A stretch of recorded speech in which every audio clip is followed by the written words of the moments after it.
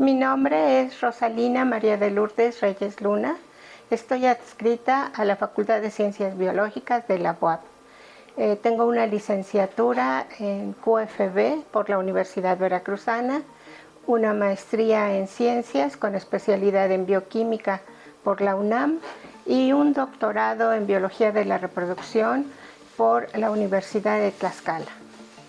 Muy bien, cuéntenos, ¿qué le llevó a decidirse por estas áreas, ¿no? Su primero química y luego ya hasta esta parte de la reproducción. Busqué un lugar donde se hiciera bioquímica, investigación en bioquímica, y llegué al Instituto Mexicano del Seguro Social, donde había un grupo de investigación muy importante en bioquímica de la reproducción. Empecé a trabajar en esa área y me involucré en una maestría de bioquímica, obviamente, porque el Instituto Mexicano del Seguro Social no da grados, y estando en reproducción me agradó también el área de reproducción y me continué trabajando en reproducción. El doctorado tuve la oportunidad de irme al extranjero, a la Universidad de California, en donde hice la parte experimental de mi doctorado. Trabajé también allá en reproducción con ovocitos de Genopus, obtuve el grado y regresé a trabajar al Instituto Mexicano del Seguro Social, donde me jubilé, y después de jubilada pues quería continuar trabajando en investigación, y hubo una oportunidad aquí en la universidad, en la Facultad de Ciencias Biológicas, e ingresé aquí a Biología, y desde entonces, desde el 2009 que estoy aquí en la facultad, he continuado trabajando en investigación en biología de la reproducción. Cuando inicié investigación, empezamos a ver un fenómeno del proceso de la descondensación de los espermatozoides dentro del citoplasma del ovocito. ¿Qué quiere decir esto? Los espermatozoides en mamíferos son unas células muy estables. En el laboratorio, para estudiar algunas funciones o estructura, los necesitamos disolver y cuesta mucho trabajo. El espermatozoide, como les comento, es muy estable. Pero al momento de que el espermatozoide entra al citoplasma del ovocito en un proceso de fecundación, el espermatozoide se empieza a abrir fácilmente, parece arte de magia, se disuelve en el citoplasma del ovocito. Y entonces nos interesó mucho estudiar ese fenómeno. ¿Qué estaba pasando en el citoplasma del ovocito para que el espermatozoide se disolviera? Con esta disolución lo que está haciendo es soltar su información, que se va a combinar con la información genética del ovocito para generar un nuevo ser. Bueno, pues en aquella época, que era más o menos en la década de los 70, 1970, había varias investigaciones que indicaban que la heparina, el compuesto que nosotros conocemos comúnmente como anticoagulante, disolvía núcleos de células de hígado. Y quisimos ver qué le hacía esta heparina a los espermatozoides. Empezamos a trabajar con humano y con varias especies de mamíferos. Y vimos que concentraciones altas de heparina sí los disolvían. Una concentración de 30 miligramos por mililitro en 6 horas disolvía los espermatozoides, pero la concentración era muy alta, entonces eso no era un proceso fisiológico, aunque la heparina sí es un compuesto fisiológico. También en la década de los 80 empezamos a encontrar reportes de que cuando el espermatozoide entraba al citoplasma del ovocito, se desencadenaba la síntesis de un compuesto, el glutatión. Este compuesto rompe enlaces disulfuro. Y se nos ocurrió, vamos a hacer cinéticas combinando glutatión con heparina para ver si logramos abatir las concentraciones y encontrar una concentración fisiológica y también un tiempo fisiológico. Y sí, lo logramos. La concentración tan alta de heparina se nos redujo a microgramos, más o menos 45 microgramos en el caso del humano, y el glutatión 5 milimolar. Esa fue nuestra concentración óptima para disolver los espermatozoides en el laboratorio. Nos fuimos a la literatura y ambas concentraciones eran fisiológicas en el ovocito y empezamos a buscar estos dos compuestos en el momento de la fecundación dentro del ovocito y los encontramos. Entonces nosotros propusimos que la heparina junto con el glutatión son los compuestos que están presentes en el citoplasma del ovocito para que se inicie la disolución del ADN del espermatozoide dentro del ovocito. Estas investigaciones nos llevaron aproximadamente 20 años.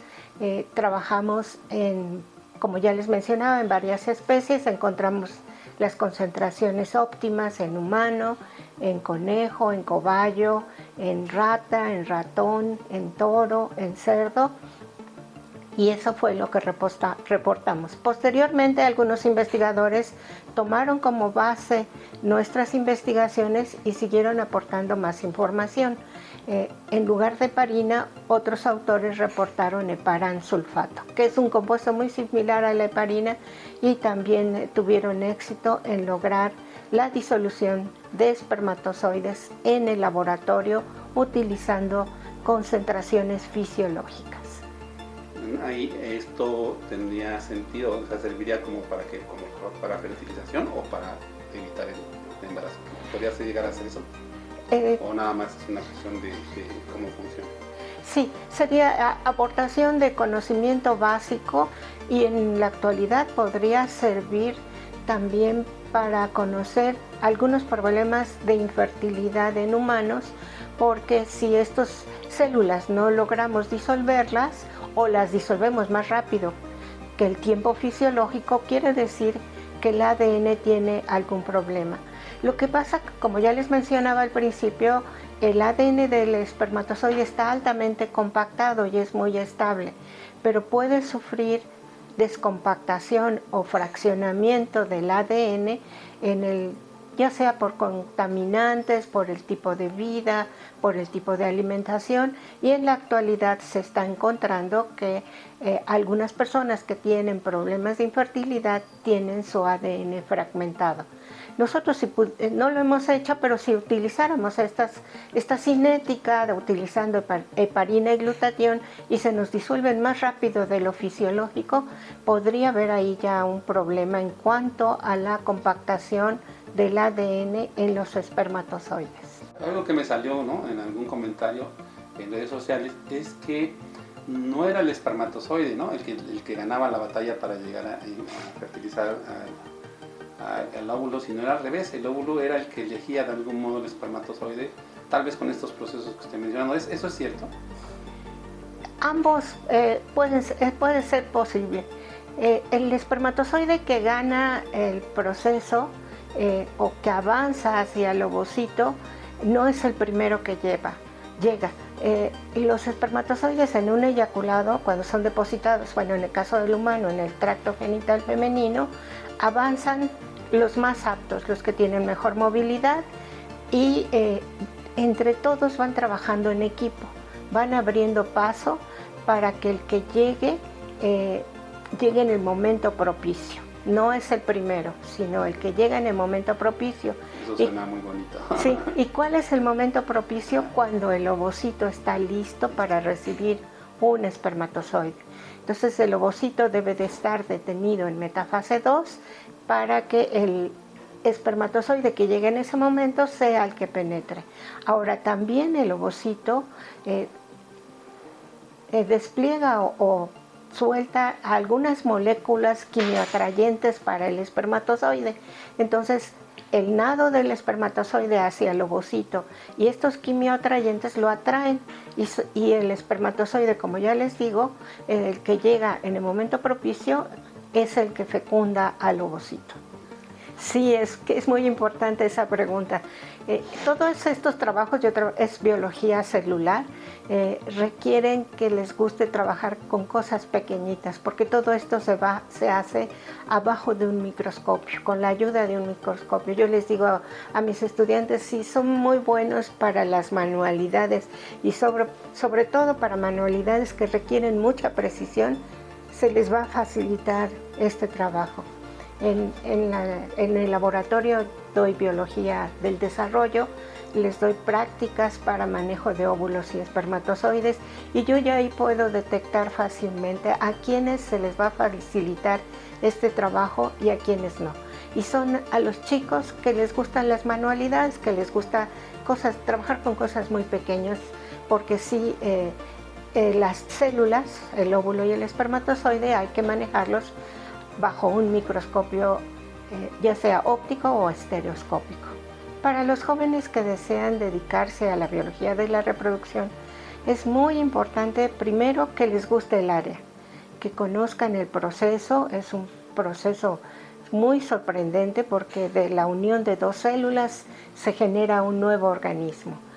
Y que empiecen a investigar qué área de la reproducción les puede gustar, desde la formación del óvulo, la formación del ovocito, su maduración, posteriormente el proceso de la fecundación o todo el proceso de la fertilización, en el caso del espermatozoide, cómo adquieren la movilidad y esta movilidad se hace más vigorosa en el tracto genital femenino, posteriormente cómo se reconoce óvulo con espermatozoide, cómo esta unión es especie específico y después todo el mecanismo que se lleva a cabo para que el espermatozoide penetre al ovocito y solo penetre uno.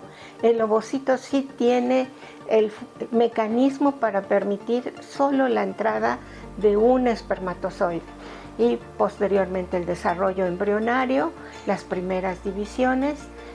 Todo esto abarca el proceso de fertilización. Ya posteriormente viene el desarrollo embrionario, que también les pudiera interesar, por un lado. Por el otro lado, también en la actualidad, con los problemas de infertilidad, está surgiendo el área de criopreservación. Se pueden criopreservar óvulos, se pueden criopreservar espermatozoides y embriones.